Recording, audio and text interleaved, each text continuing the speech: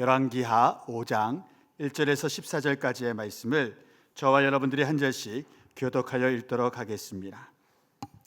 제가 먼저 읽겠습니다. 이는 오늘 우리에게 주시는 하나님의 말씀입니다. 아람 왕의 군대 장관 나아만은 그의 주인 앞에서 크고 존귀한 자니 이는 여호와께서 전에 그에게 아람을 구원하게 하셨습니다. 그는 큰 용사이나 나병 환자더라. 전에 아람 사람이 떼를 지어 나가서 이스라엘 땅에서 어린 소녀 하나를 사로잡음에 그가 나아만의 아내에게 수종들더니 그의 여주인에게 이르되 우리 주인이 사마리아에 계신 선지자 앞에 계셨으면 좋겠나이다. 그가 그 나병을 고치리이다 하는지라. 나아만이 들어가서 그의 주인께 아뢰어 이르되 이스라엘 땅에서 온 소녀의 말이 이러이러하더이다 하니 아람 왕이 이르되 갈지어다. 이제 내가 이스라엘 왕에게 그늘 보내리라 하더라. 나아만이 곧 떠날새 은 10달란트와 금 6,000개와 의복 10벌을 가지고 가서 이스라엘 왕에게 그 글을 전하니 일렀으되 내가 내 신하 나아만을 당신에게 보내오니 이 글이 당신에게 이르거든 당신은 그의 나병을 고쳐주소서 하였더라. 이스라엘 왕이 그 글을 읽고 자기 옷을 찢으며 이르되 내가 사람을 죽이고 살리는 하나님이냐? 그가 어찌하여 사람을 내게로 보내 그의 나병을 고치라 하느냐? 너희는 깊이 생각하고 저 왕이 틈을 타서 나와 더불어 시비하려 함인 줄 알라 하니라. 하나님의 사람 엘리사가 이스라엘 왕이 자기의 옷을 찢었다 함을 듣고 왕에게 보내 이르되 왕이 어찌하여 옷을 찢었나이까? 그 사람을 내게로 오게 하소서. 그가 이스라엘 중에 선지자가 있는 줄을 알리이다 하니라. 나아만이 이의 말들과 병거들을 거느리고 이르러 엘리사의 집문에 서니 엘리사가 사자를 그에게 보내 이르되 너는 가서 요단강에 몸을 7번 씻으라. 내 살이 회복되어 깨끗하리라 하는지라. 나아만이 노하여 물러가며 이르되 내 생각에는 그가 내게로 나와 서서 그의 하나님 여호와의 이름을 부르고 그의 손을 그 부위 위에 흔들어 나병을 고칠까 하였도다. 다메섹 강 아바나와 바르바른 이스라엘 모든 강물보다 낫지 아니하냐? 내가 거기서 몸을 씻으면 깨끗하게 되지 아니하랴 하고 몸을 돌려 분노하여 떠나니 그의 종들이 나와서 말하여 이르되 내 아버지여 선지자가 당신에게 큰 일을 행하라 말하였다면 행하지 아니하였으리이까? 하물며 당신에게 이르기를 씻어 깨끗하게 하라 함이니까 하니 나아만이 이에 내려가서 하나님의 사람의 말대로 요단강에 7번 몸을 잠그니 그의 살이 어린 아이의 살같이 회복되어 깨끗하게 되었더라. 아멘. 잠시 기도드리겠습니다. 은혜와 능력의 하나님 아버지, 오늘도 우리가 말씀 가운데 들어갑니다. 나아만에게 일어났던 새 삶과 하나님의 능력과 이적이 우리 가운데도 부어지게 하여 주옵소서. 예수님 이름으로 간절히 기도드리옵나이다. 아멘. 미국 동부에 가면 와이오밍주, 몬태나주, 아이다호주에 걸쳐서 있는 거대한 국립공원이 동부에 있습니다. 그것이 바로 옐로우스톤 노란돌 국립공원이라는 옐로우스톤 국립공원입니다. 그곳이 얼마나 큰지 그곳에 여러 개의 호수가 있는데 한 호수의 둘레만 무려 177km입니다. 그냥 우리나라 국토의 절반가량이 그 호수 하나가 담당하고 있는 것이지요. 그러니 그곳 가운데 있는 야생의 생태계가 얼마나 뛰어난지 수없이 많은 야생 동물이 있었습니다. 그런데 1926년에 동부의 목축업자들이 이곳에 있는 한 동물 때문에 너무 괴로운 거예요. 소와 양이 매일매일 죽어나가니 화가 머리끝까지 나타나서 대통령과 상원과 하원에 의뢰합니다. 이제 이 늑대는 유해수입니다. 그러니까 사냥을 합법화 시켜주십시오. 적어도 이 옐로스톤에서는 합법화 시켜주셔야 됩니다. 사람들이 좋게 봤습니다. 너무너무 많으니까 사냥을 합법화 시켰는데 세상에 1년 만에 늑대가 멸종당합니다.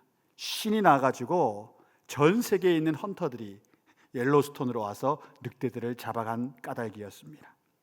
그런데 그때부터 이상한 일이 벌어지지요. 그 천혜의 자연이 있는 그곳 가운데 갑작스럽게 몇십 년에 걸쳐 그 몇만 년을 지탱했던 자연 생태계가 무너져서 옐로스톤 국립공원 곳곳에 항무지가 생겨나는 겁니다. 미국 학자들이 깜짝 놀랐지요. 미국 당국자들도 깜짝 놀랐습니다.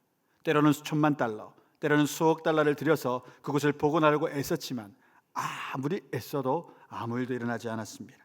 그래서 이 사건은 그저 자연의 변덕 정도로 미국 정부가 인정해 버렸고 몇십 년이 지났습니다. 그러다가 1995년 일군의 생태학자들이 정부의 허가를 얻어서 그 땅 가운데 단순하게 지리산에 반달가순곰 푼 것은 그 종복원 사업 때문에 하는 거잖아요. 자연 생태계를 변화시키겠다. 뭐 그런 큰 것보다는 곰이 우리나라에서 살았으면 좋겠다. 그것 때문에 그렇게 만든 것처럼 늑대 14마리를 옐로스톤 국립공원에 풀어놓았습니다. 그런데 이때부터 놀라운 일이 일어납니다. 자연 생태계가 복원되는 거예요. 수십 년간 수천만 달러를 쏟아부어도 안 됐던 일이 늑대 14마리를 풀었더니, 이 늑대 14마리를 풀었더니 이때까지 잘 먹고 잘 살던 키가 2m가 넘어가는 사슴이 있습니다. 말코 사슴이라고. 얘들이 엄청 먹거든요. 이 엄청 먹는 애들이 마치 코끼리처럼 먹는 애들이 긴장하면서 먹기 시작했어요. 그러니까 어떤 일이 벌어졌냐? 그 땅에 있던 나무가 얘들이 제대로 안 먹으니까 한 해에 3m씩 더 성장하기 시작합니다. 또 묘목들도 얘들이 건드릴 수가 없죠. 낮은 거 먹다가 늑대 공격하면 죽으니까 작은 나무들은 건드리지도 못하고 살아가게 됩니다. 근데 6년 동안 이 말코 사슴이 급격하게 수가 감소하니까 환경생태학자들이 또한 이런 반박을 받습니다. 사슴이 죽잖아. 늑대 다시 걷어들여야 돼. 멸종된 애를 괜시리 만들어가지고 사슴이 다 죽잖아. 근데 정부 당국자들이 조금 더 인내하자고 말합니다. 근데 놀라운 일이 일어나죠. 없던 강이 갑자기 흐르기 시작합니다. 숲이 거대해지니까 지하수의 양이 커지니까 메말랐던 강줄기가 커지기 시작합니다. 그와 동시에 사라졌던 수십 종의 동물들이 그곳 가운데 다시 돌아오고 살아나기 시작하는데, 그런 동물 가운데 비버, 댐 짓는 동물 알지요? 그 비버가 살아나면서 이 비버가 너무 놀라운 일을 하는데요. 아메리카 땅에서는 얘가 댐을 짓기 시작하자 물길이 바뀌고, 물길이 바뀌니까 말랐던 땅에 또 다른 식물이 피고 또 다른 자연의 환경들이 펼쳐지는, 마치 100년 전 옐로스톤과 같은 그 사진에 나타났던, 사진의 기록만으로 있던 일들이 다시 일어나기 시작했다는 겁니다. 단지 늑대 14마리 풀었을 뿐입니다. 이 말은 어떤 의미냐? 생태계는 하나님이 창조하신 그 상태 그대로 만두면 회복되고 번성한다는 겁니다. 창세기 1장과 2장의 말씀처럼 말입니다. 우리의 삶도 마찬가지입니다. 만물이 그러할진데 인간의 삶도 마찬가지입니다. 우리 인생에 이건 풀리지 않는 난제야, 이 숙제는 그 누구도 해결할 수 없어 하는 문제들조차도 우리가 단순히 하나님 앞에 내어 맡기기만 해도 그 일들은 다 풀려지는 것입니다. 물론 세상 사람들은 이와 같은 이야기를 하면 코웃음을 칩니다. 진짜? 그래? 문제는 오늘날 교회 가운데서도 그런 말을 하는 분들을 만날 수 있다는 것입니다. 그런 분이 목회자가 될 때도 있을 것입니다. 중직자분들이 될 때도 있을 것입니다. 정말 기도한다고 다 됩니까? 믿는다고 다 되는 게 맞습니까? 정말 그렇게 생각하십니까? 그 삶이 정말 그래 왔습니까? 라고 말입니다. 네, 물론 다 되는 것은 아닙니다. 그러나 주님이 원하시면 다 되는 일들입니다. 내가 기도한다야 되는 것이 아닙니다. 내가 기도한 때 주께서 된다 하시면 되는 겁니다. 내가 믿는다고 다 되는 것도 아닙니다. 내가 믿는데 주께서 또한 말씀하시되 내 믿음대로 될지어다 할 때 되는 것입니다. 그것을 믿는 것이 기독교 신앙입니다. 오늘 본문 가운데는 몇몇 인물들이 등장합니다. 그 처음은 나아만 장군입니다. 이 사람은 자수성가한 장군입니다. 역사적으로 그랬습니다. 최고의 성공과 최고의 성취를 그 당대에 그것 스스로 이룬 사람이었습니다. 오늘날 시리아로 불리는 땅의 영웅이자 아람 왕의 충복이었습니다. 읽진 않았지만 열왕기하 5장 18절에 보면 왕이 어떤 공식 성상에서 일어날 때마다 나아만의 손을 잡고 일어났습니다. 이 말은 뭐냐?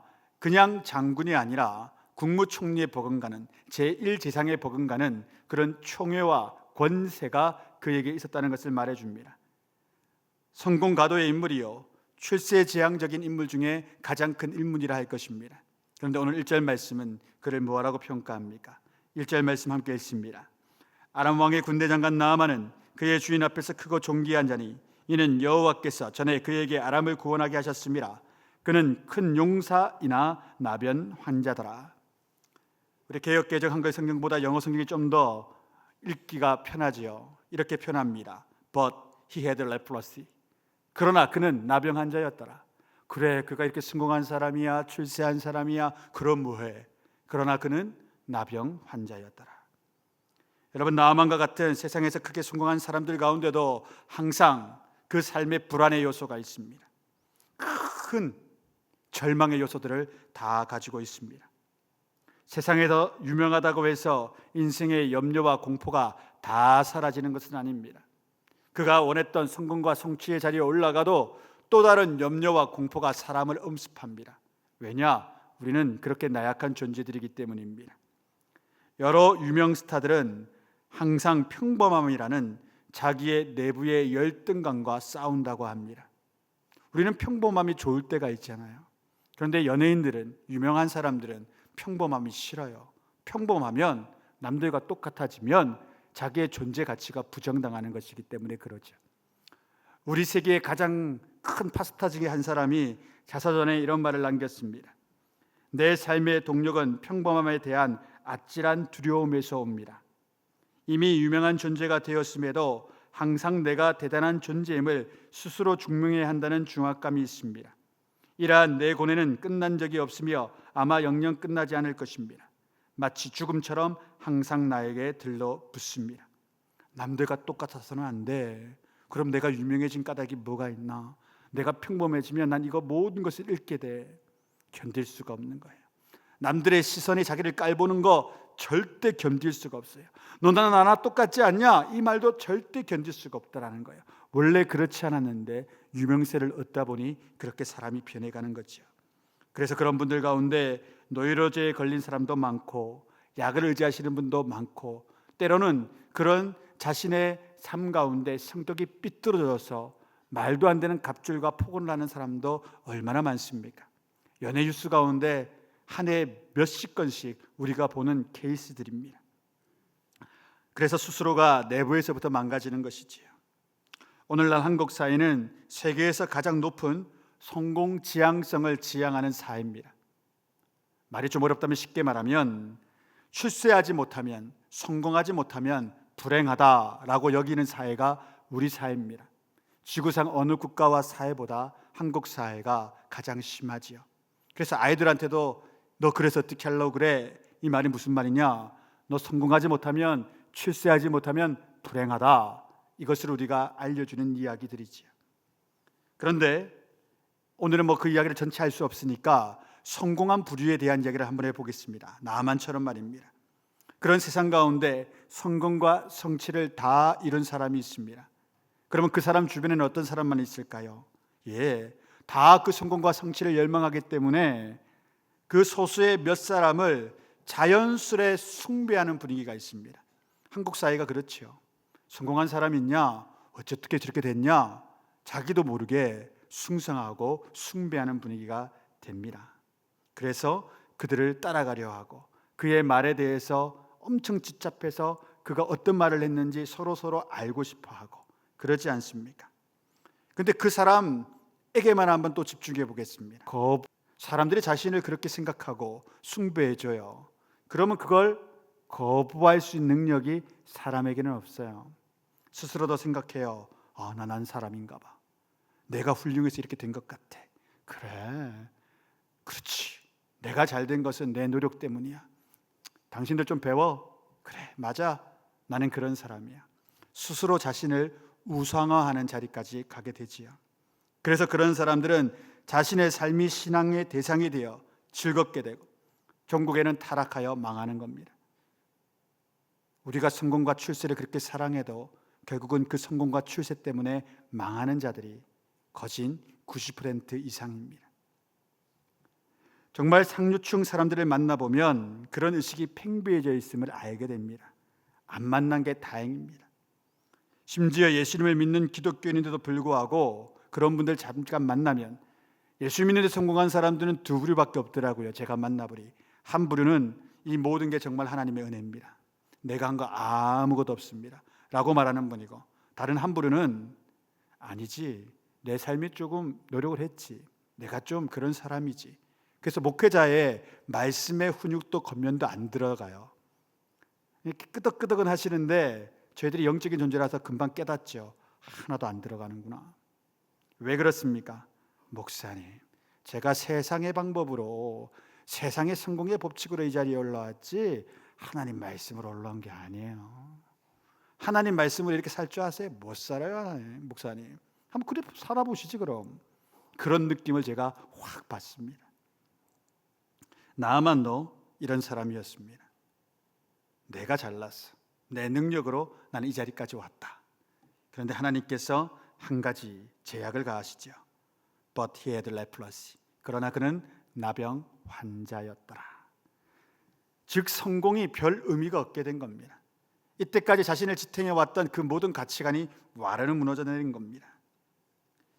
이전의 성공과는 비교도 안 되는 절망이었습니다. 보통 성공하는 사람들이 왜 성공하고 싶냐? C.S. 루이스는 그의 책에서 이렇게 변증했습니다. 사람들이 성공하고자 하는 이유는 그 성공한 세계의 내부인이 되려는 욕망과 갈등 때문입니다. 왜 진짜 성공하고 싶냐?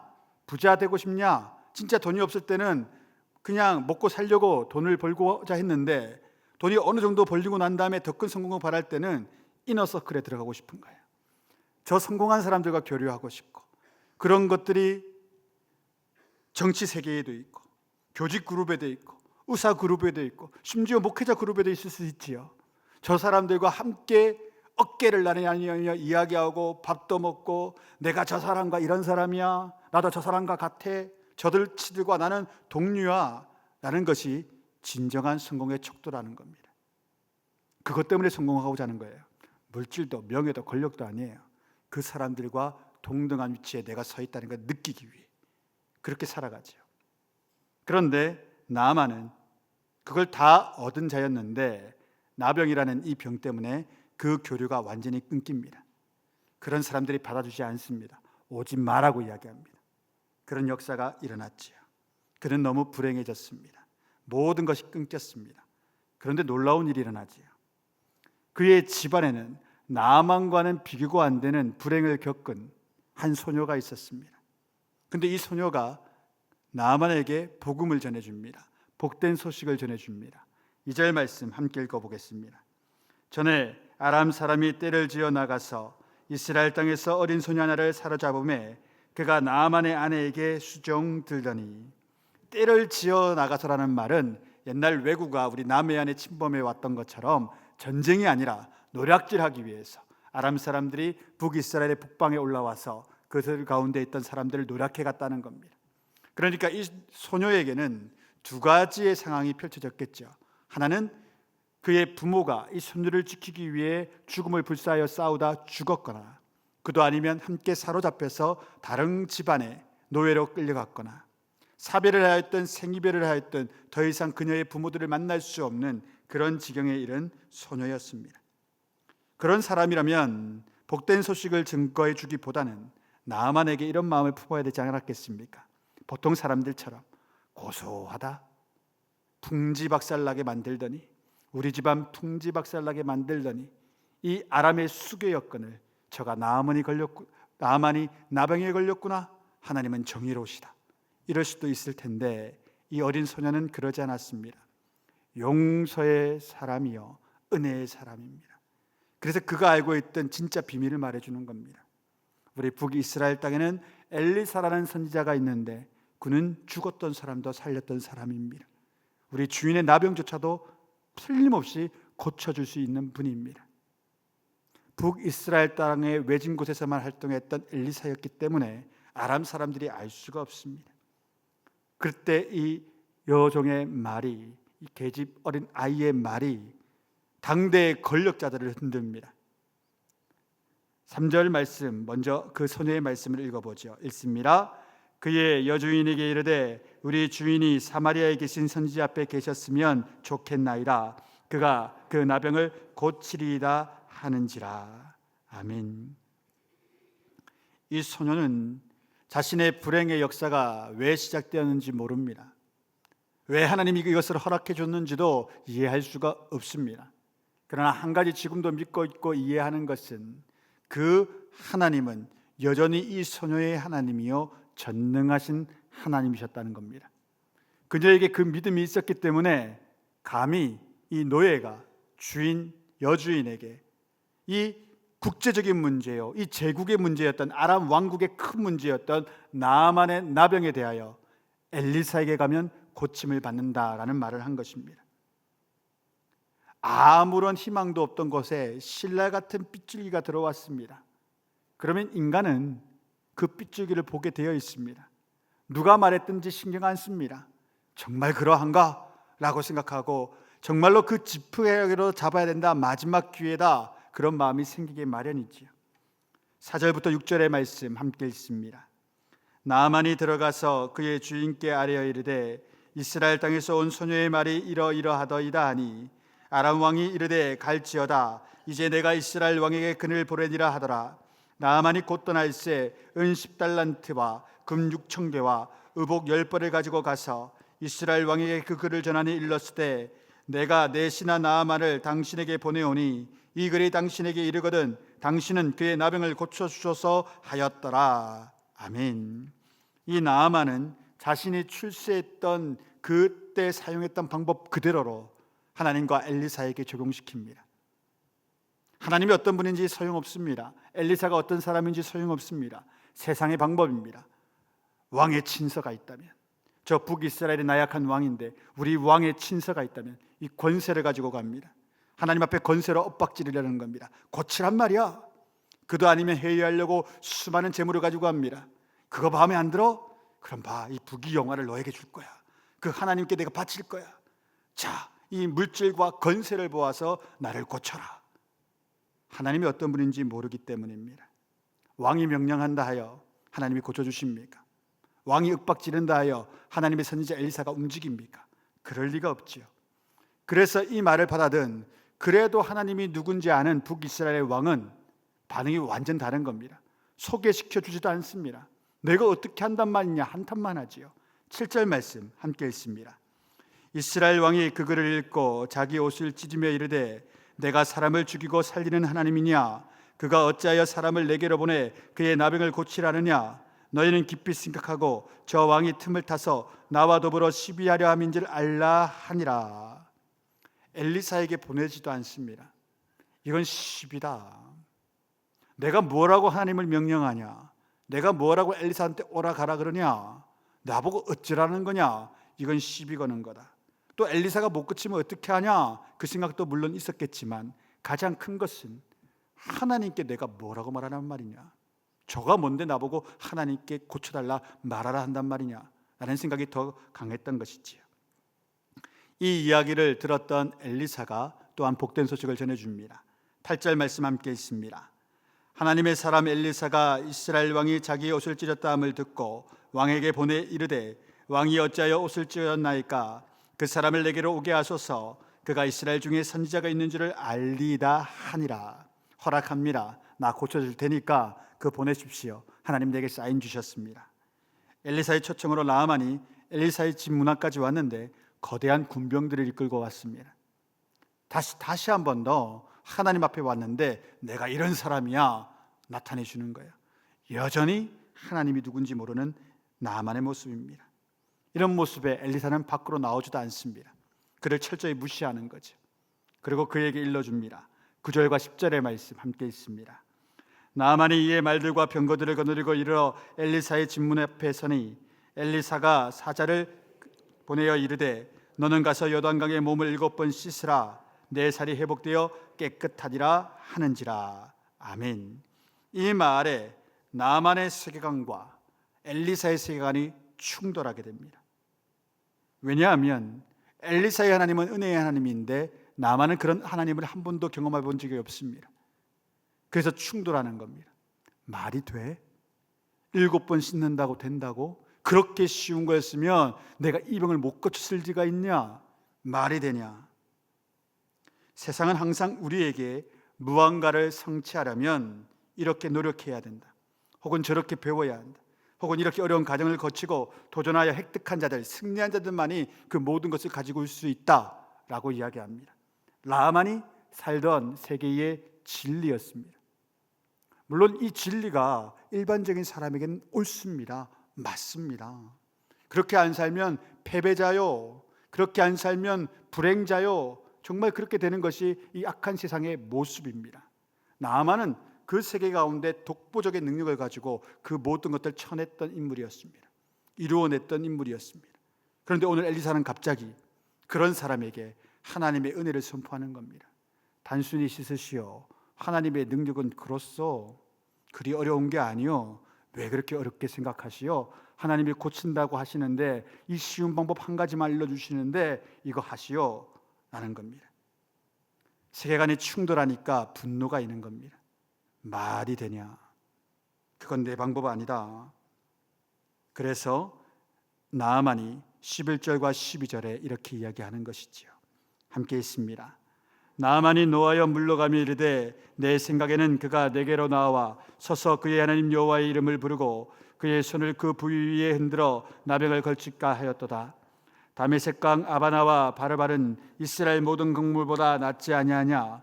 내가 거기서 몸을 씻으면 깨끗하게 되지 아니하랴 하고 몸을 돌려 분노하여 떠나니. 요단강에 가서 7번 씻으라는 이 쉬운 명령이 너무나도 쉬웠기에 나아만에게는 가장 어려운 숙제가 되었습니다. 너무 쉬웠기 때문에 할 수가 없는 거예요. 여러분, 그런데 우리도 그렇지 않습니까? 일례로 우리 또한 기도라는 쉽지만 강력한 무기를 하나님이 주셨습니다.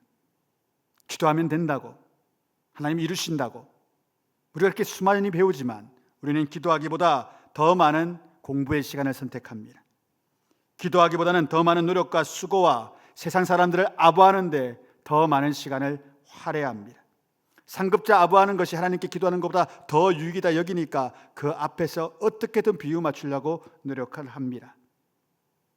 7번 요단강에 몸을 씻는 것이 너무 쉬워 보입니다.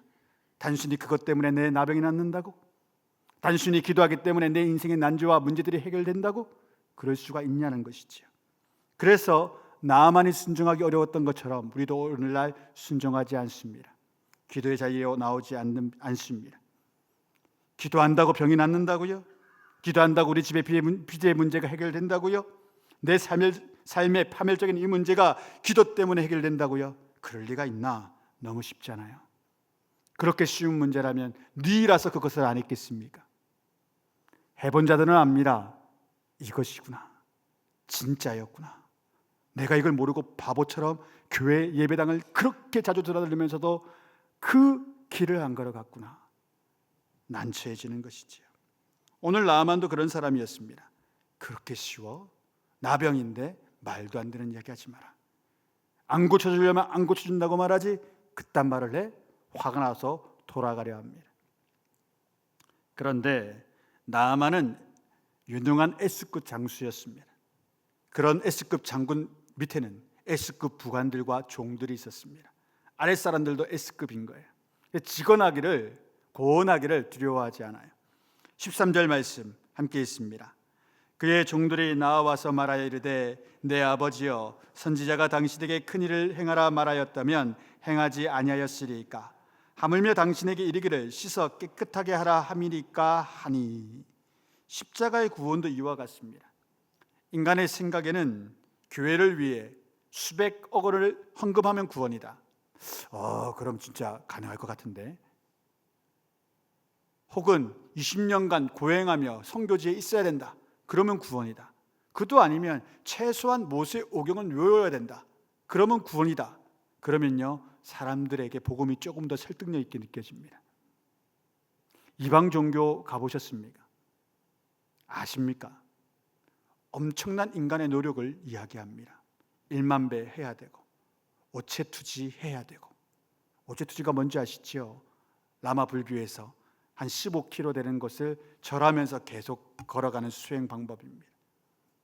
신천지는 너무나도 재미난 이단이지요. 한국 사회에 꼭 맞는 이단입니다. 다른 세계에서는 그렇게 못해요. 한국 사회는 학력 사회잖아요. 신천지는 어떻게 구원을 설파합니까? 시험에 통과해야 됩니다. 필기 시험. 공무원 시험 치듯이 필기 시험에서 통과해야 돼요. 이 정도의 교리를 외워야 되고 이 정도의 교리를 논증해야지 구원이 돼요.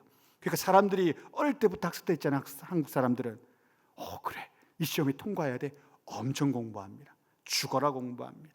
딱 한국 사람들한테 맞는 이단이죠. 하지만 진리가 없습니다. 구원은 그런 게 아닙니다. 그래서 그들이 예수 믿는 사람들한테 접근하는 방법이 뭡니까? 너 이 말씀 알아? 아이고, 성경에 이런 말씀 있는 것도 몰라? 그런데 그 어떻게 구원이야? 그럼 이 말씀을 어떻게 해석하는 줄 알아? 뭐 그거 처음 들어봤다고? 니네 교회 진짜 문제 있다. 너 진짜 문제 있다. 이러니까 교회가 엉터리야, 목회자가 엉터리야, 이렇게 이야기해요. 그래서 너는 구원을 못 받았다고. 그런데 구원은 여러분 무엇입니까? 단순한 겁니다. 쉬운 겁니다. 예수 그리스도가 나를 위해 죽으신 것을 내가 믿고 그분이 내 하나님 됨을 입으로 시인하면 구원입니다. 다른 어려운 게 없어요. 값없이 주시는 은혜이기 때문입니다. 그런데 이단들은 이 은혜를 건드립니다. 값없이 주신 게 아니야. 어려워, 힘들어, 속아버리죠. 오늘 나아만도 마찬가지입니다. 이 쉬운 거, 값없이 주시는 은혜, 부관들이 이야기하고 종들이 이야기합니다. 어려운 거 부탁해도 다 하셨을 거면서 이 쉬운 거 왜 안 하십니까? 물구나무 서서 걸어라, 1km 걸어라 해도 하셨을 거고, 재산 다 팔아라 해서도 하셨을 거고, 아니 저기에 있는 이스라엘 사람들이 마음에 안 드는 적병들한테 가서 1만의 수급을 배워와라 해도 장군님 하실 거 아닙니까? 그런데 이 쉬운 거 왜 안 하십니까? 그래서 그가 그 말에 설득됩니다. S급 부관들과 종들의 이야기에 설득당하는 것이지요. 14절 말씀 함께 읽어보겠습니다. 나아만이 이에 내려가서 하나님의 사람의 말대로 요단강에 7번 몸을 잠그니 그의 살이 어린아이의 살같이 회복되어 깨끗하게 되었더라. 아멘. 여러분, 지금 여러분들과 우리 모두를 괴롭히고 있는 인생의 나병은 무엇입니까? 이것 때문에 가시같이 밖에 있어서 가슴에 피가 나고 눈물 나고 한숨 나고 절망하는 것은, 그 문제의 나병은 무엇입니까? 여러분, 저는 여러분들 가운데 나아만이 요단강물에 내려가서 7번 씻으라 권면했던 엘리사처럼 주님의 말씀으로 여러분을 권면하기를 원합니다. 마태복음 7장 7절과 8절의 말씀입니다. 함께 읽습니다. 구하라, 그리하면 너희에게 주실 것이요, 찾으라, 그리하면 찾아낼 것이요, 문을 두드리라, 그리하면 너희에게 열릴 것이니 구하는 이마다 받을 것이요, 찾는 이는 찾아낼 것이요, 두드리는 이에게는 열릴 것이니라. 아멘. 기도 얼마나 쉽습니까? 나 혼자 있는 곳에서 무릎 꿇고 주님 부르면 그것이 기도입니다. 50분, 1시간, 2시간 하라는 게 아닙니다. 내 인생의 문제를 가지고 주님 앞에 기도하라는 겁니다. 짧게 기도해도 됩니다. 그 순종 가운데 나병이 났습니다. 그 순종 가운데 두드림에 열림이 있게 되고 찾음에 찾게 되는 역사가 일어나고 구함에 얻는 일이 일어납니다. 두드리지도 않고 찾지도 않고 구하는 자는 하나님 아무것도 안 주십니다. 말씀 그렇게 약속합니다. 구하는 자에게만, 찾는 자에게만, 두드리는 자에게만. 하나님 약속하셨기 때문에 이거 안 하면 아무 역사가 없습니다. 사랑하는 성도 여러분, 계속해서 강조합니다. 여러분, 기도에 대해서 지금 얼마만큼 많이 듣고 있습니까? 매주일이 그 말씀 아닙니까?